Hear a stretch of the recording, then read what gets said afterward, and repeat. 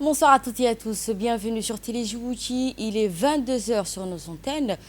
Ce sont les titres qui seront développés dans cette édition. Le président de la République, son Excellence Manuel Marguerite, a participé par vidéoconférence à une réunion internationale consacrée à la liberté de navigation. Autre titre de cette édition, la 9e édition du meeting international d'athlétisme s'est tenue au stade Goulet, événement qui a réuni une cinquantaine d'athlètes autour des différentes épreuves. Au Moyen-Orient, le Golfe, plusieurs tankers ont quitté la région via le détroit d'Ormuz, signe d'une reprise partielle des trafics maritimes. Bonsoir à toutes et à tous et merci de nous avoir rejoints sur TGOT. Le président de la République continue de recevoir des messages de félicitations après sa réélection. Parmi eux, celui de son homologue chinois, Xi Jinping, adressant ses messages de félicitations. Hier, dans son message, le président chinois salue la victoire du chef de l'État et lui adresse ses meilleurs vœux de succès ainsi que les souhaits de progrès, de prospérité au peuple djiboutien. Il se dit également confiant de la capacité du président Guelleh à conduire le pays vers un nouveau accomplissement. Autre point souligné, le renforcement des relations entre Djibouti et la Chine. Selon Xi Jinping, la confiance politique mutuelle s'est consolidée ces dernières années avec des résultats concrets dans les coopérations bilatérales. Le président chinois a par ailleurs salué le rôle du chef de l'État dans cette dynamique tout en réaffirmant sa volonté de renforcer davantage le partenariat stratégique entre les deux nations. Ce message s'ajoute à une série de félicitations adressées ces derniers jours au président Guelleh par plusieurs dirigeants étrangers.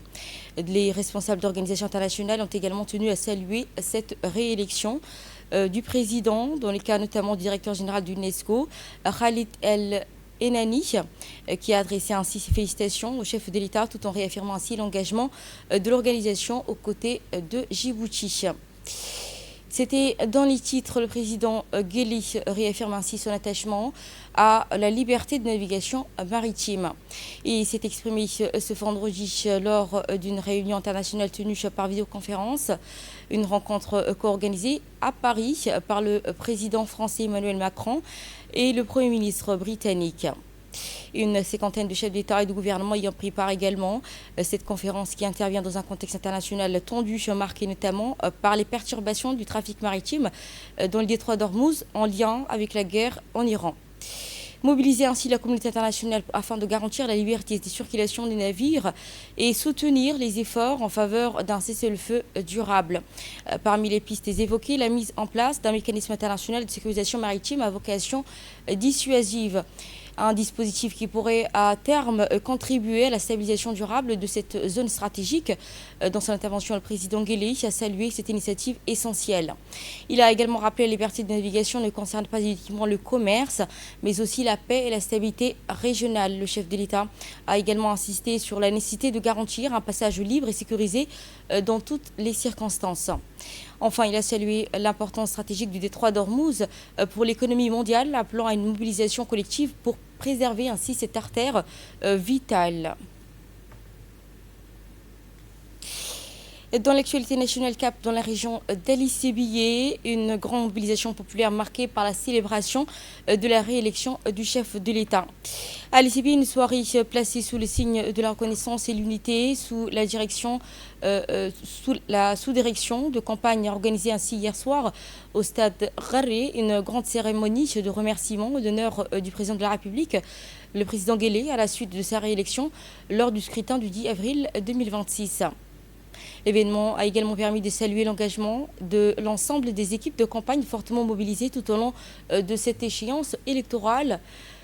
C'est dans une ambiance festive et chaleureuse que la soirée a été rythmée par des prestations plusieurs artistes, dont Amne Farah, Ikram Mahabé, Nasser Ahmed Ousmane, offrant ainsi au public un moment de célébration largement suivi.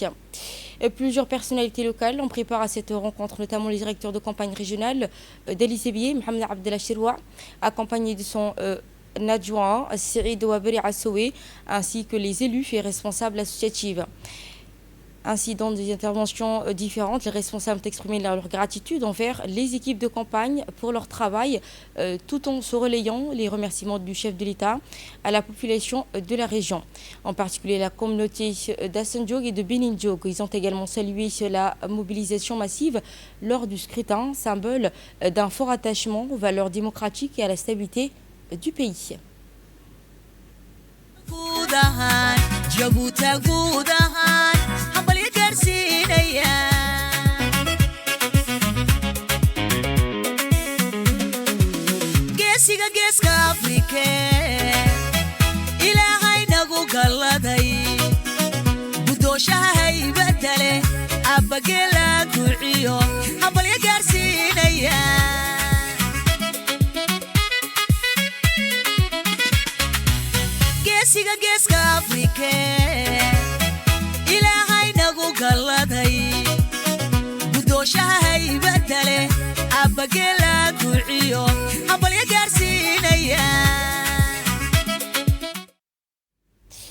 Et de leur intervention respective, les deux responsables ont exprimé ainsi leur profonde gratitude envers les membres du comité de campagne, saluant ainsi leur dévouement, la qualité du travail accompli tout au long du processus électoral.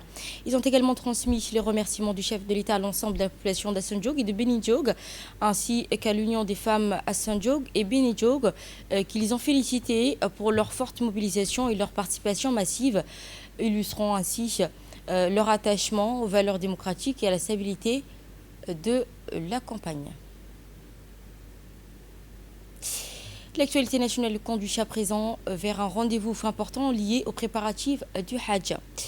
Le ministre des Affaires musulmanes, Moumin Hassan Barre, a réuni les membres de la mission djiboutienne au siège de son ministère. Faire le point était l'objectif de cette journée. Au cœur des échanges, l'organisation logistique et administrative, ainsi que les préparations des équipes chargées d'accompagner les pèlerins.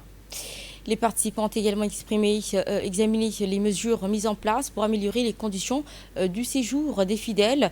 L'accent a été mis sur la qualité de service, mais aussi l'encadrement religieux et sanitaire.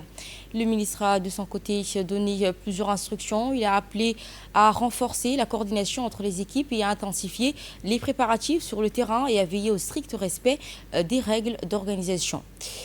Objectif à afficher, garantir ainsi aux pèlerins djiboutiens un Hajj dans les meilleures conditions et dans un climat de sérénité et de bonne organisation. Cap au Soudan, le cas du Soudan était au cœur des discussions internationales cette semaine à Berlin. La République djibouti a été représentée par son ambassadeur en Allemagne, Yassine Hussein Douale, qui a pris part donc aux travaux de la conférence ministérielle consacrée à la situation politique et humanitaire de ce pays. Il s'agissait de la 3e édition de cette conférence après celle de Paris en 2024 et à Londres en 2025. L'ambassadeur représentait ainsi le ministre des Affaires étrangères, porte-parole du gouvernement, Abdelkader Hussein Omar, empêché pour des raisons d'agenda. La réunion placée sous la présidence de l'Allemagne, qui a rassemblé plusieurs partenaires internationaux, dont les États-Unis, le Royaume-Uni, la France et la Norvège. Étaient également présents les responsables d'organisations internationales et régionales, notamment le président de la Commission de l'Union africaine, Mohamed Ali Youssouf. Plusieurs pays de la région, dont Djibouti, l'Éthiopie, le Kenya, le Soudan du Sud, ont été invités à contribuer au débat et à la rédaction du communiqué final. Dans son intervention en séance plénière, l'ambassadeur Douale a rappelé le rôle central de Djibouti dans les efforts de paix sous la conduite du président de la République et président en exercice de l'IGAD, Ismaël Marguelé, insistant sur l'urgence d'un cessez-le-feu, de l'accès afin donc donner accès aux aides humanitaires sans entrave, d'une solution politique menée par les Soudanais eux-mêmes face à une crise ayant causé des milliers de morts et des millions de déplacés. Dans la continuité des échanges, les participants ont convenu de renforcer ainsi les efforts pour promouvoir une initiative de paix inclusive et durable. Une deuxième séance a ensuite été consacrée à l'aide humanitaire avec une mobilisation importante de la communauté internationale. Plus de 1,5 milliard de dollars de promesses de dons ont été annoncés pour soutenir la population touchée par la faim et les maladies.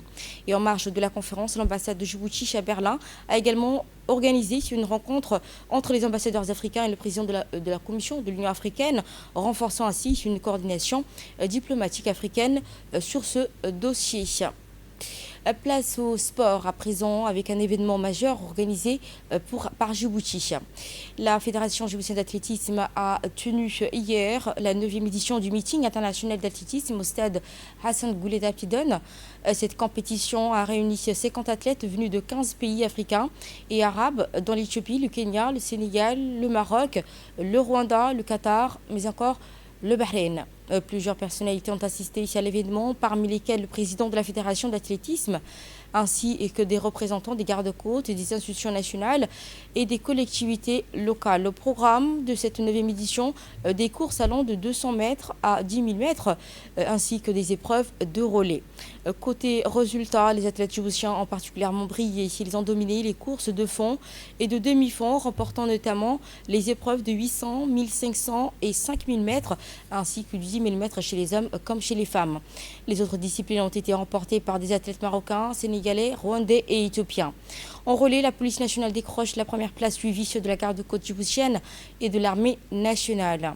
Cette édition a également été marquée par 5 nouveaux records établis par les athlètes djiboutiens.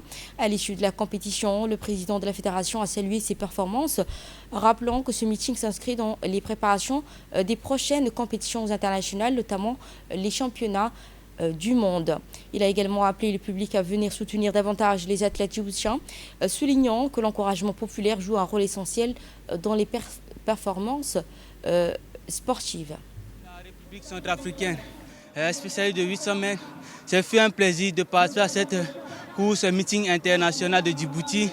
Et je vois qu'avec les athlètes que j'ai pu concourir, on a pu courir ensemble. J'ai pu faire de mon mieux et puis je suis sorti deuxième de cette finale.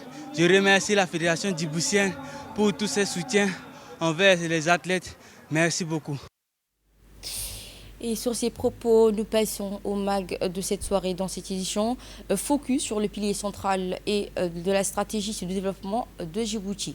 Dans l'éducation, face aux défis économiques, sociaux et climatiques, les autorités font de ce secteur une priorité nationale, considérée comme un levier essentiel pour réduire les inégalités.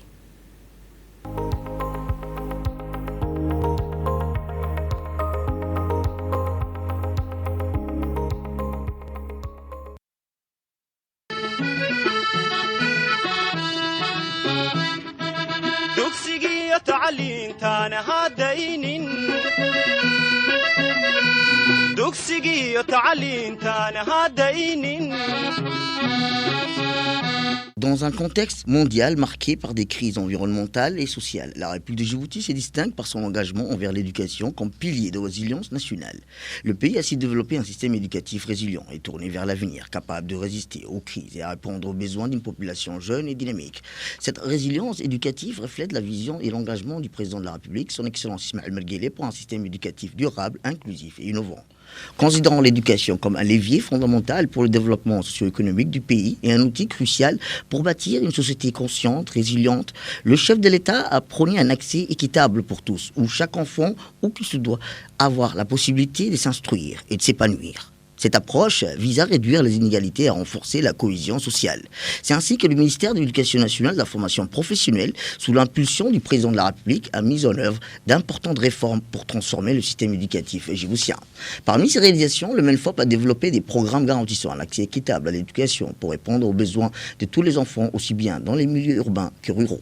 Ces efforts se traduisent par des initiatives concrètes telles que la création d'écoles adaptées aux besoins spécifiques des populations vulnérables, le développement d'infrastructures éducatifs durables et la révision des curricula et des ressources éducatives. Des écoles ont été établies dans les camps des réfugiés, permettant à des enfants des villages de réfugiés d'aller à l'école et de poursuivre un cursus scolaire et une certification reconnue qui leur permettent d'accéder à l'enseignement universitaire. De plus, des écoles rurales intégrées actuellement dans 3 régions, à savoir Obok, Ali-Sébi et Dikil, en plus d'autres écoles rurales existantes, combinent éducation et développement communautaire pour répondre aux besoins des populations rurales tout en freinant l'exode rural. Par ailleurs, des cantines scolaires gratuites garantissant un accès régulier à des repas nutritifs, favorisant ainsi la santé des enfants, leur concentration et la lutte contre le déperdition scolaire. Parallèlement, la construction des latrines adéquates répondant à un besoin fondamental d'hygiène, réduisant les risques des maladies. En veillant à ce que les élèves, et en particulier les filles, évoluent dans des conditions favorables, ces initiatives soutiennent l'égalité des sexes et a contribué à renforcer leur résilience et leur autonomie essentielle pour leur épanouissement et leur réussite future. Les technologies de l'information et de la communication sont un atout décisif pour le système éducatif djiboutien. Avec le soutien du président de la République, des classes numériques ont été mises en place permettant aux élèves d'accéder à des ressources éducatives en ligne. Cette modernisation a permis de renforcer la résilience du système en introduisant des infrastructures éducatives innovantes telles que des tablettes numériques, des mini-laptops, des smart classrooms, des plateformes d'apprentissage en ligne.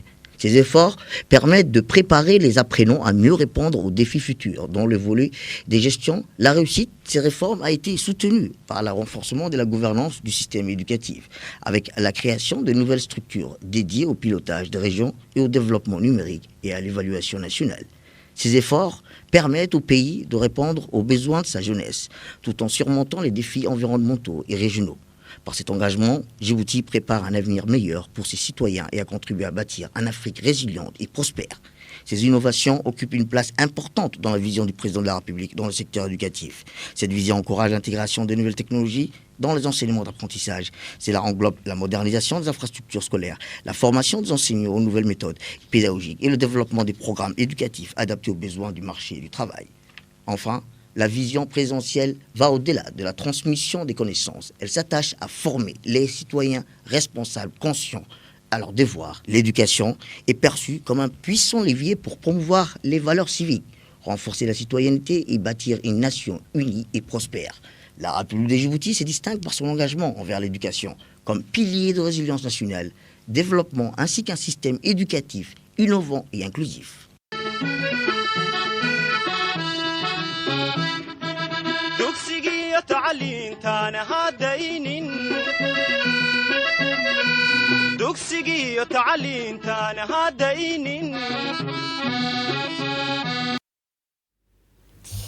Afin de garantir un accès plus large à une éducation de qualité capable de répondre au marché de l'emploi. C'était un magazine de la rédaction commenté par Samatar Saïd. Ainsi, nous allons à Obok pour une action environnementale. Une action conjointe qui a été organisée par Sovereign Carbon Agency en partenariat avec SOS Environnement et l'Association pour l'avenir et le développement de Bok. L'opération qui s'est déroulée sur la plage des pêcheurs en présence des autorités locales, notamment le préfet adjoint, un membre du conseil régional.